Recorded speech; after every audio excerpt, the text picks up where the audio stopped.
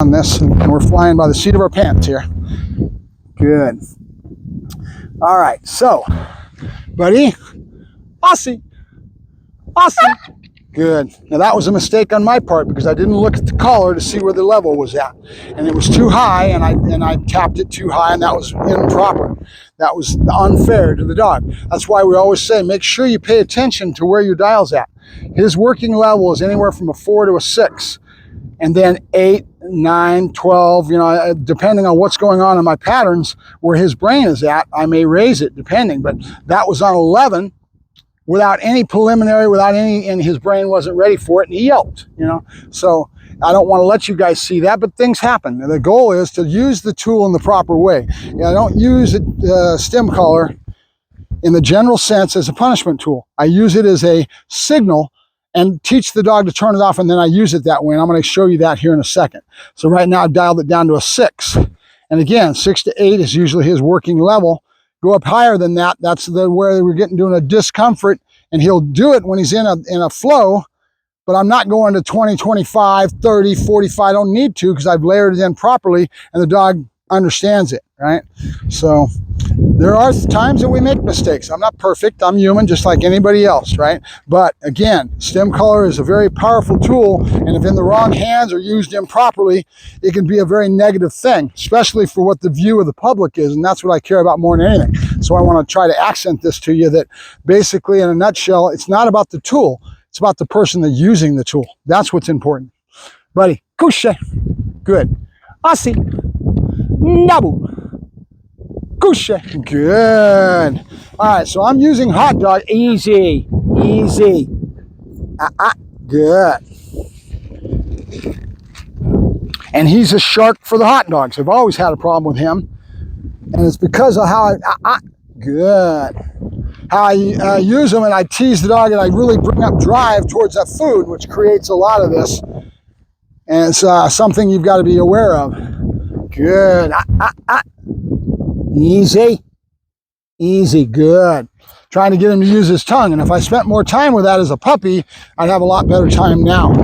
Marco's even a little bit this way, but not as aggressive as Buddy is, because Buddy's a pretty strong dog. Very strong dog. This is out of Rocks and Arrow. This was, I think, the second litter I had with them. And his sister is Daisy, who was in Chicago being bred by a trainer there, and she was a hot pistol. And I kept him and kept him back, and then I sold Daisy, and she's gone on to produce a lot of good dogs. So that's out of Rocks and Arrow is the bloodlines. Good dogs. All right, Buddy, with me. Good boy, good. There you go, good. Good boy, nope, good. Want a 6, and I just tapped it when I said no. Okay, good, all right, couche, pas bouger. All right, so what I want to show you is in reference to what we're doing with Marco and that little hopping that I was doing. And then I'll show you some of the problems it's going to create, and I got to make sure I don't get out of control. So one of the first things, if you ever watch Buddy and Joker, you will see, good, that they have a lot of the same demeanor in their work. One of those things is when I spin for my right about turn, my left about turn, you'll see how fast he does it. Buddy, good, okay? So notice him whining. That's leaking, and it's caused because I've worked him with some pressure in these areas, but he's not yelping because he's excited. Leaking comes from excitement, comes from stimulation. Good. But pressure will cause some of that when you're working it through the animal. And understanding that is hard for me to explain it to you, but I feel it. It's here, right? Because I've gotten into the subject of NEPO-PO, which is negative, positive, positive. And that's a whole branded thing, but it's not necessarily where I got and learned it. I learned it by doing. And then when this gentleman came along and started the NEPO-PO whole thing and branded it and tried to really emphasize it and had this take off for him in the way he marketed it, all the power to him. But it's something that we've been doing for a long time, guys. There's trainers out there that understand how to apply pressure and frustration and all the things that you'll get when you're working a dog, right? All right, Buddy. OPA.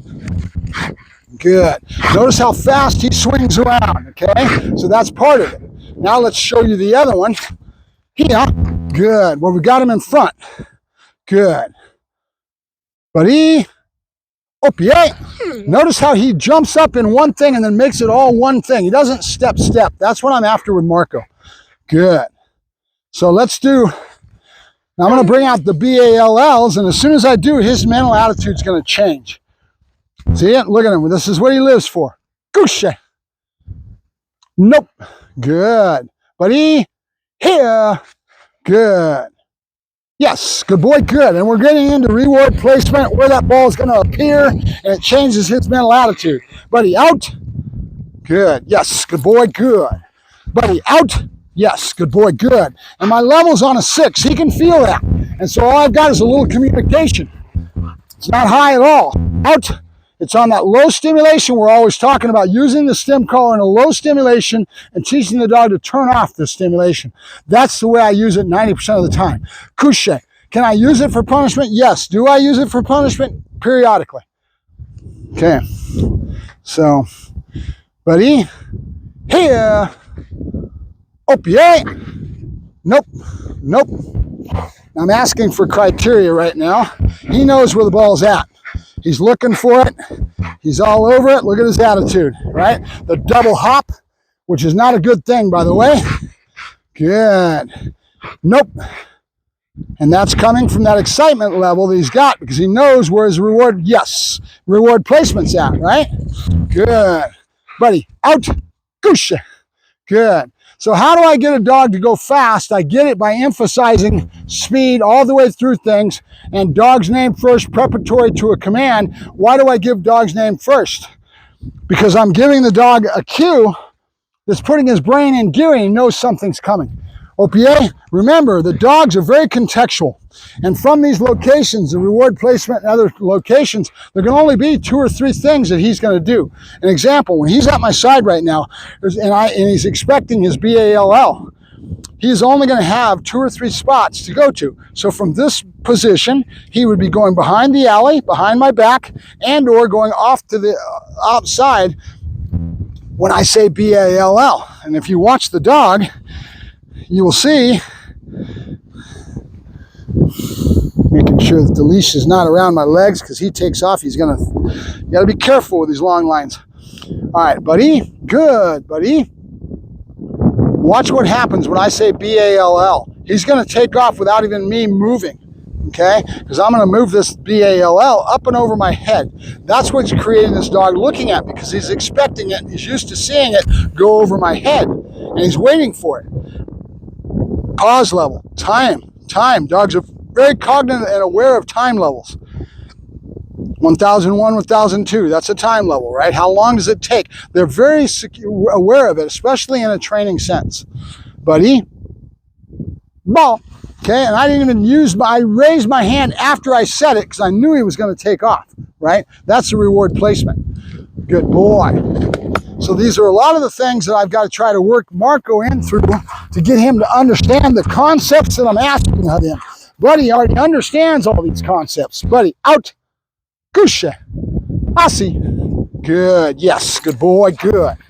Buddy, out. Goose. Up, yeah. Notice how he hops in one stroke. He glides into it. He doesn't step when he's doing it. And that's what I'm trying to get out of Marco. Buddy, up, yeah. Nope. Good. Easy. Take him down a peg. Good. He's into the BALL. That's what changes his mental attitude. Remember, I've said it before. Food causes one stimulation level, OPA, and toys cause another. The dog's brain goes out to lunch when it's toys. They get really, especially when you're talking a breed like a Dutch Shepherd. That's why when I have problems in training with a Dutch Shepherd, I can get through most of them because I've got drive to be able to use. And when you have a very drivey dog, it's a double-edged sword. It causes a lot of other problems, but you have something you can get him through a lot of stressors because he has so much drive. I can put pressure on Buddy and he'll just slough it right off and there's no problem. Other dogs, like Marco's a little soft. He's getting better and we'll be able to bring it up when we start doing other things with frustration techniques and doing some other drivey type stuff. He's going to mature into the same thing that Buddy is. Good boy, good. Buddy, Opiate. Nope. Opiate. Good. Opiate. Good. See how he bounces? Opiate. Good. Opiate. Yes, good boy, good. And that's the frustration of learning what he wants. So variable reward is going to come in, and variable reward, think about it. You start learning about some of these concepts. Out, couche. What does variable reward give me in training? More intensity, longevity in the work as far as him staying in the behavior for longer, and also that it doesn't fade with time. If I use variable reward, it's going to create where it really gets logged in the dog's head, and it's going to stay there for longer. It's not going to fade with time, right? Not just in the session, but overall in the length of time. Opiate, good. All right, so let me just go ahead and work him without the BAL. Now what I've done is, see, remember when you have a communication baseboard. Watch this. Opiate, he's all into it. I'm going to take the ball and I'm going to put it away. Done. I'm going to show him my hands. I'm going to say done, and his mental attitude is going to opiate, good, go to a different place. And now I'm going to keep him there by going to a lower stimulation level.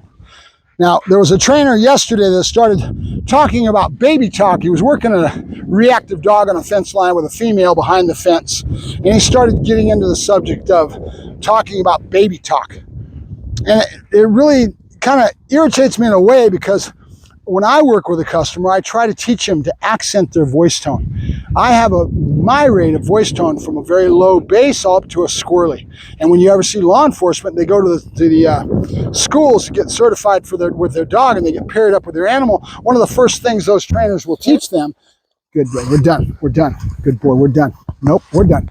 Good boy, we're done. One of the first things they'll teach the officers is to go ahead and get squirrely with their voice tone. And they get into, yeah, because in the officers' world, they're very manly, and ego to their job is very demanding in that regard. You know, being male, machismo, you know, throw the guy on the ground and handcuff him and take him off to jail. So most of them have so much of that they don't know how to go ahead and to become foolish, in other words, in their attitude. Buddy, OPA, good. So in other words, squirrely. Good boy, buddy. All right, here, good. Here, good, good. That's a boy, good. So in other words, to go ahead and let themselves be foolish to a point where they don't care about what they look like from society, right? When I go out in public, as an example, I don't give a hoot what people think about me when I'm out there knocking on things and squirrely with my voice tone and work. All I care about is what I'm working on. This animal is what I care about. I don't give a hoot what people think. And the reason for that is I've been doing this since I was 12, and I'm very good at what I do. Excuse me, I don't mean to be overly lack of humble. People love being humble, and I apologize for not being humble. There's only one thing I know how to do, and that's train dogs, and I'm not too bad at it. So I apologize for that. I'll try my best to be humble, but it's hard for me because I work so hard at becoming good at my craft. OPA. And it's the only thing I can be proud of in life, because I don't have very seldom little things that I'm good at, right? I'm not good at woodwork. I'm not good at mechanics. I'm very lacking mechanical ability. Computers, all of that. OPA. But the psychology of dogs and understanding this is where my world is at, right? This is where I live. I eat, breathe, and sleep this stuff every day of the week. Good. Easy. Easy, easy, easy. You better be easy. I'm going to beat your butt. I didn't feel good getting bit. OPA? Good. All right, so I'm not hopping with him because I don't need to. Did I start it that way, just like I did with Marco yesterday? You saw that video I just posted yesterday on Marco. I started it with a hopping to try to convey the thought to the animal. But at a certain point, you don't need to do it anymore. He knows what I want. Okay?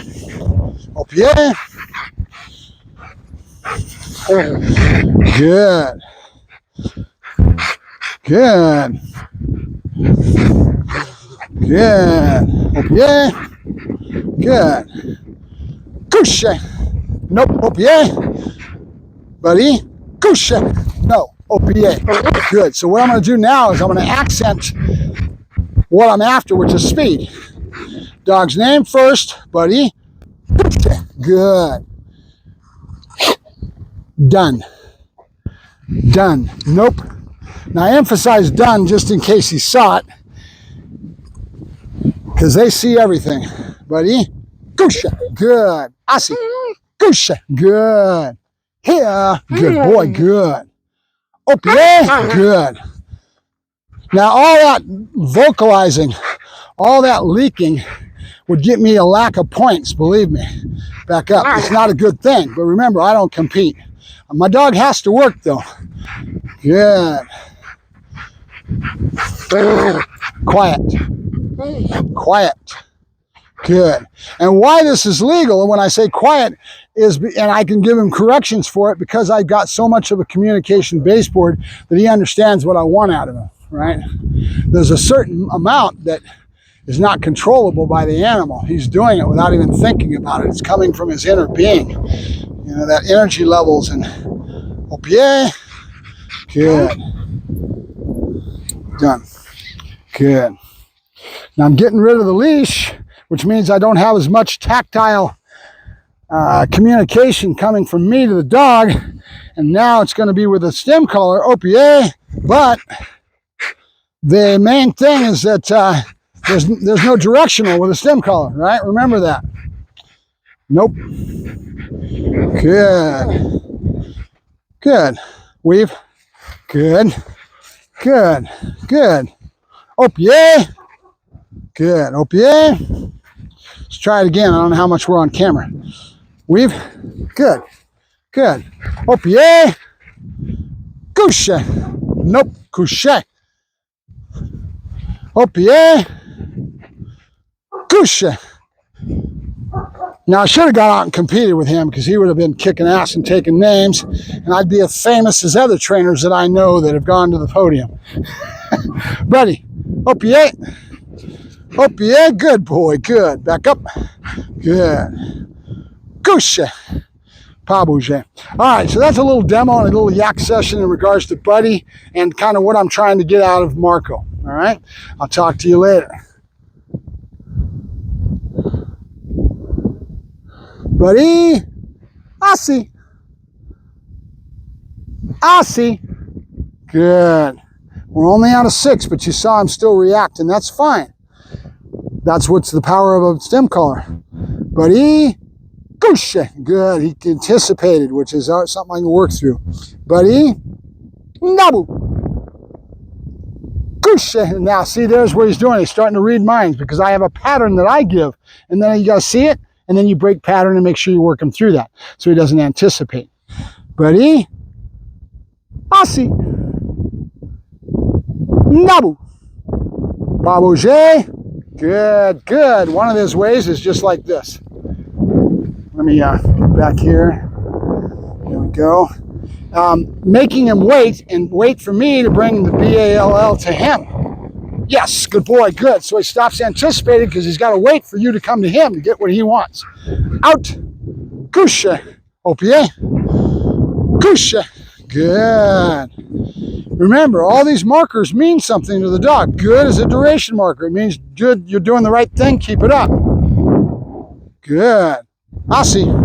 Couche. And the intensity is there because of how much variable rewards and everything else we put in before. Remember, this dog is rusty as all get out. He's in and out of the kennel. There's gaps of time, 2 weeks here, 3 weeks there, a month here, that he doesn't get worked. Good. Asi. Yes, good boy, good. But if I worked this dog every day and was trying to get ready for a trial, he would be a dog that I'd want to go out and do it with. Out. Couche. Opie. Good. Quiet. Quiet. Good. We're done. You understand me? We're done. You Opie. Good. Quiet. Good. See how much I did with my voice? So that's why I was getting across with that one gentleman that's talking about being baby talk, right? Reality and truth. You should play your voice like playing a violin. Should be able to go down from the low up to the high, and every one of them should mean something to the dog. When I bark at this dog and I say, knock it off, or whatever I'm doing as a correction, he right away responds to it, because he understands a full lexicon of my voice being used with him his whole life. Buddy, Couche. And you've noticed everything has a voice tone. My position changes, all of it, right? And he gets used to those voice tones and they mean something to him. So when I say easy and I take my energy level down to 0, when I talk real soft, what happens? When I talk soft, the dog has to listen and reach to be able to hear what I'm talking about. Right? Same thing. If I'm working with somebody and I'm trying to get them to settle down, I start talking soft. They're going to settle down because they have to reach to hear what you're saying.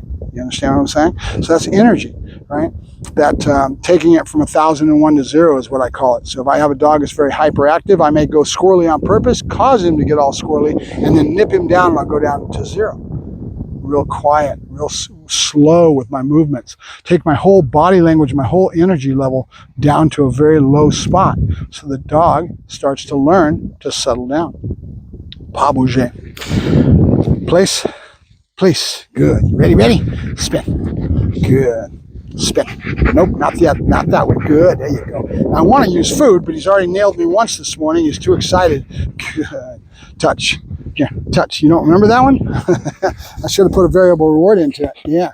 All right, so we're going to end this, and I'm going to play some ball with him so he gets to run it off a little bit and get some energy out of him. Get some exercise out of this. Good boy. All right, buddy, we're done. You go free, hon. Good boy, bud.